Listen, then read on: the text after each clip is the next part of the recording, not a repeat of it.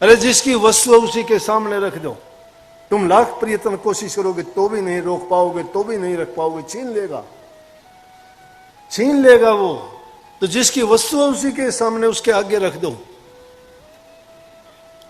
उसमें तुम्हारा कुछ जाएगा नहीं, बहुत नफा मिलेगा। आप सभी को प्यार भरी राधा स्वामी जी। देखिए, जो आज का सत्संग का विषय है उसमें महाराज जी ने बताया कि अपना सब कुछ सतगुरु को सौंप दो, सतगुरु आपके जीवन का कल्याण कर देंगे, सतगुरु आपको कष्टों से निकाल देंगे, आपको दुखों से निकाल देंगे और आपके जीवन में नए रंगमंच भर देंगे और खुशियाँ भर देंगे।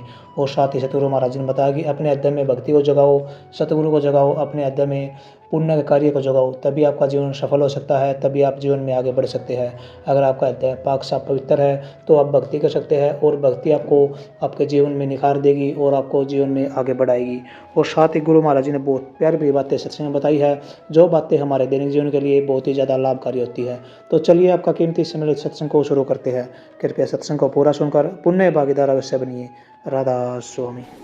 नानक साहब ने कहा, बही प्राप्त मानुष दे हरिया, गोविंद मिलन की ये तेरी बरियां, और काज तेरे किते न काम, भज साध संगत भज केवल नाम, कर साध संगत भज केवल नाम। परंतु इंसान नहीं समझता, वो इंसान नहीं समझता। हम तो अपना मान बैठे, अपना नहीं है, ये चीज प्रभु की है, और जो चीज प्रभु की है उनके आगे रख दो।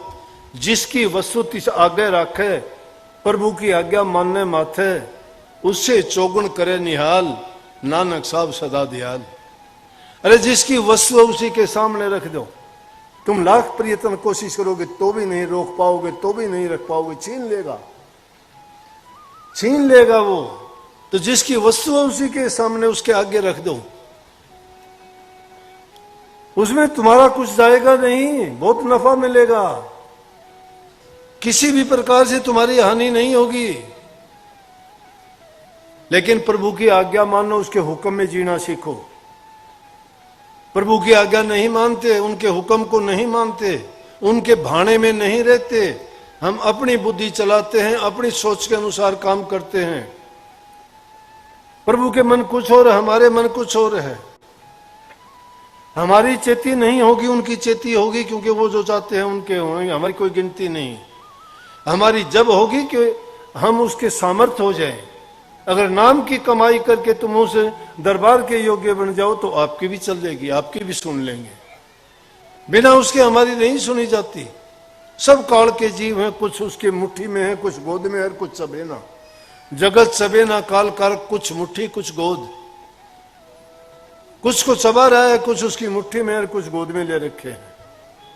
ये तमाशा रोजाना देखते हैं, आते लोग जाते हैं, कीड़ी जैसा नाल है दुनिया का। लेकिन जो नेक कर्म करते हैं, भक्ति करते हैं, वो इस दुनिया से पल्ला झाड़ के जाते हैं और बड़े खुश हंसते मुस्कुराते जाते हैं, परवाह नहीं। क्यों? उन्होंने अपना काम कर लिया इस जीवन में। और जिन्होंने नहीं किया वो चीखते चिल्लाते जाते हैं। जो उनका छूटता है वो कहते आए मेरा छीन लिया। नहीं, प्रभु की चीज थी वो, यही रखनी है। ये धर्मशाला जैसी चीज है, उनका उपयोग कर सकते हो, ले जा नहीं सकते, यहीं रहेंगे।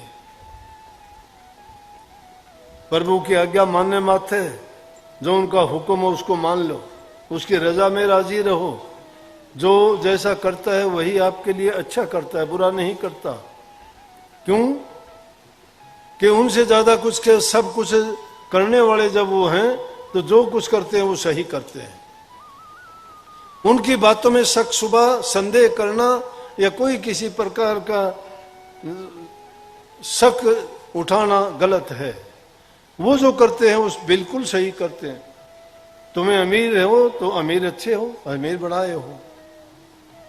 कई लोग तो कह देते हैं कि नाम मैंने कमाया है, मेरी हिम्मत है, मेरा वो है। ठीक है,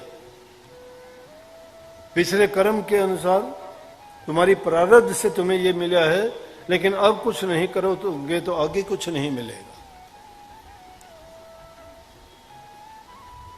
अब करो, अभी करो, समय है, अभी करो, भूल ना करो। जब सारे बुराइयों से बचो। अरे शराब कबाब मांस मछली खा के जीवन को क्या कब्रिस्तान बना दिया। मांस मछली अंडे खा के तुम खुश होते हो, क्या होता है उसमें? संतान उत्पत्ति के लिए किस चीज का प्रयोग किया जाता है? क्या बीज डलता है उसमें? उस बीज को खा के खुश होता है क्या कोई इंसान? कोई बकरी के बीज को खाता है, कोई मुर्गे के बीज को खाता है, कोई भेड़ और गाय भैंस के बीज को खाता है। क्या है उसमें? क्या खूबी है? कितना पाप, कितना अन्याय, कितना जुल्म है, वो इंसान भला कैसे होगा? शराब कबाब पी के बर्बादी करते हो, बुद्धि भ्रष्ट करते हो। ये चीजें जहां होगी वहां भक्ति होगी क्या? वहां प्रभु होगा क्या? वहां नाम का सुमरण होगा क्या? जिन घरों में ये काम होते हैं, ये चीज होते हैं, वो घर शमशान के बराबर होता है, नरक के बराबर होता है। जिस घर में सत्संग होते हैं, प्रभु के नाम का सुमरण होता है, भक्ति होती है, जहां प्रभु के गुणगान और शब्द और वाणी का व्याख्यान होता है, उस घर में स्वर्ग तो यही मिल जाता है इंसान को। अरे जब तुलसी साहब भी कथा करते थे तो हनुमान जी कथा सुनने के लिए आते थे। तो तुम भी अगर प्रभु के नाम का सुमरण करो, भजन करो, सत्संग करो, तो देवी देवता और परमात्मा भी तुम्हारे सत्संग को सुनने के लिए, प्रभु के गुणगान को कौन नहीं सुनेगा? दुष्ट नहीं सुनेंगे, राक्षस नहीं सुनेंगे, प्रभु भगत और पवित्र हृदय वाले तो सुनेंगे। इसलिए प्रभु के रजा में राजी रहना सीखो, वो कभी नुकसान नहीं। तुम एक दोगे उससे 1000 गुना देंगे आपको, उससे 4 गुण करे निहाल, क्योंकि वो सदा दयाल हैं। उनमें दुश्मनी नहीं किसी के प्रति, उनके पास प्यार ही प्यार है। लेकिन उस प्यार को प्राप्त करना अगर इंसान सीख जाए तो निश्चित रूप से उसका जीवन सफल हो जाता है। लेकिन हम क्या करते हैं? हम तो सोचते हैं खाओ पियो ऐश करो। कौन कहता है? किसने देखा है? कोई बताया किसी ने? अरे बताना कौन होगा? इसी जीवन में देख लो, लोग भोग भोग के कितने कष्ट उठा के मरते हैं। और ये तो बात जाहिर है कि जो इंसान जैसा कर्म करेगा वैसा उसको फल मिलेगा। संसार कर्म की प्रधानता से है, इसलिए नेक कर्म किया करो, भूखे गरीब की सहायता किया करो, हर जीव पर दया किया करो, माँ बाप बूढ़े बुजुर्ग की आज्ञा का पालन करो। वो जो बात बताते हैं उनका अनुभव है, उसको माना करो। वो ऐसे ही नहीं कहते, वो हमारे भलाई के लिए, हमारे हित के लिए, हमारे सुख के लिए, हमारे जीवन को संवारने के लिए कहते हैं। गुरु की, अगर गुरु घर के हो तो गुरु आज्ञा में चलो। गुरु ने जो बात कह दी उसमें कभी भी किसी प्रकार का रोष, संदेह, शक ना उठाओ। सोचो कि ये बात कही गई है, इसमें मेरा कोई ना कोई कर्म काट दिया गया, मेरा हित कर दिया गया।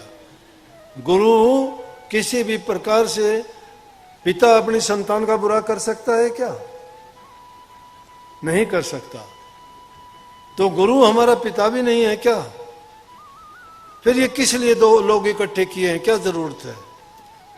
ये द्वेष के लिए, ईर्ष्या के लिए इकट्ठे किए हैं क्या? या किसी एक के लिए, या 2 के लिए, 4 के लिए है क्या? ये सर्वजन हिताय के लिए, सर्वजन सुखाय के लिए। गुरु सबका हित चाहता है, सबका सुख चाहता है। वो चाहता है सभी प्रभु की भक्ति करके अपने जीवन को सफल बनाएं, कामयाब हों, इस काल की जेल से छूट जाएं,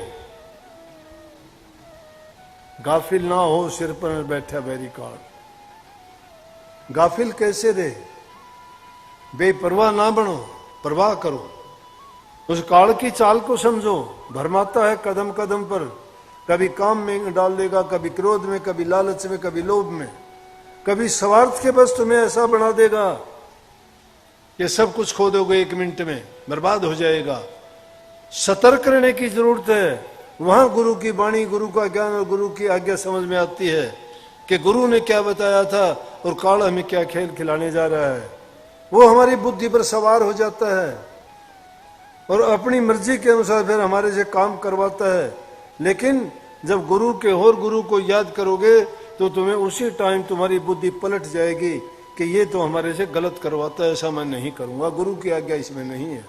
इसलिए संतों ने कहा कि गुरुमुख बनो। गुरुमुख वो होता है जो गुरु की आज्ञा में चलता है। मनमुख ना बनो, जो मन कहता है वो ना करो। मन तो पता नहीं क्या का क्या कह देगा, एक सेकंड में कुछ का कुछ कह के और निकल जाएगा। लेकिन और जब वो खराबी होगी तो मन फिर उल्टा भी कहना शुरू कर देगा। वहां सतर्क रहने की जरूरत है। इसलिए भाई जीवन बड़ा मुश्किल से मिलता है इंसान का। हमें जो जीवन मिला है इसमें देखो कितने सुंदर शरीर दिया हमें। जो पेट से चलते हैं, सांप हैं, कीड़े हैं, क्या जीवन है। उन जीवों को मारते हुए देखो, तुम्हें कोई मारेगा हाथ लगा लोगे, रक्षा करने के लिए तुम भी कोई हथियार उठा लोगे बचने के लिए, टांग दी है भाग जाओगे, जबान से उसको रोक दोगे भाई ना कर ऐसा, माफी मांग लोगे, वो क्या करेंगे। उनके पास बचने का क्या साधन है, कोई नहीं। क्या क्या खूबी गिनाई जाएंगी इंसान की। दूसरे जीव जंतु देखो, उनका कुछ भी नहीं, उनके पास घर मकान वो नहीं बना सकते, अपने खाने के लिए कोई चीजें वो नहीं बना सकते, रहने के लिए सर्दी गर्मी बरसात में कितने पक्षी मरते हैं, तूफानों में, बारिश में, आंधी में, ठंड में ओले पड़ते हैं, कितने पक्षी मर जाते हैं। क्या करें, वो मजबूर है। लेकिन इंसान खुद का नहीं होगा और कहीं जाके छिप जाएगा, बचा लेगा अपने आप को। सभी खूबियां दी गई हैं इंसान को, इसलिए इसमें बहुत गुण हैं। इंसान एक ऐसी मूर्ति है कि जिसको हर प्रकार की अच्छी चीजों से नवाजा गया है, और इसको चाहिए कि इस जीवन में प्रभु की भक्ति करके ये प्रभु के चरणों में जाके पहुंच जाए, इस काल में जन्म मरण के चक्कर में दोबारा ना आए। इसलिए भाई नेक कर्म किया करो, सारे काम करते हुए प्रभु की भक्ति को ना भूलो, नाम का सुमरण जरूर किया करो। जो नाम का सुमरण करता है, मैं गारंटी से कहता हूं, उसके चेहरे का रंग बदल जाएगा। राधा रोग बीमारी तकलीफ उसकी जाती रहेंगी, चिंताओं से मुक्त हो जाओगे। आपको रोज रोज का रोना नहीं रहेगा, जी मेरा ये हो गया, मेरा वो हो गया, नहीं। तुम्हारा विश्वास है तो अपने मन के अंदर उस बात को लेकर सुमरण किया करो, प्रभु तुम्हारे काम करेगा।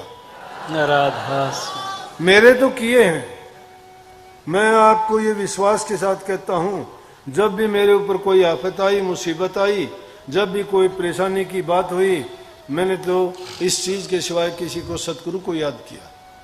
और देखते ही देखते वो चीज जो यूं लगती थी कि ये तो बहुत बुरा होगा, उस बात का पता ही नहीं लगा कि वो बात क्या की क्या थी, कहाँ की कहाँ गई।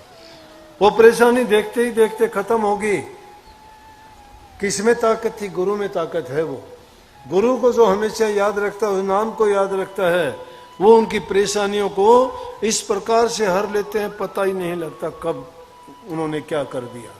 लेकिन वो सच्चे मन से प्रीति हो, झूठ माठ की नहीं, वैसे तो कभी याद नहीं करते। और फिर सारे, जैसे कई बार आके मेरे सामने कई बुढ़िया आके कहेंगे, मैं तो जी सारा हांड ली, अरे वाले आखिर में धारा दोहरा, इसे हमने ठीक करनी पड़ेगी। सारा हांडने के बाद में फिर मेरे भाई से उम्र होली, उम्र का तकाजा से जब तकलीफ होगी वह होगी। लेकिन जिस इंसान के गुरु की ताकत जिसमें मन में है, गुरु का बल जो मन में हो, उससे जीत सके ना कोई। गुरु की ताकत मन में होनी चाहिए, कोई नहीं जीत सकता।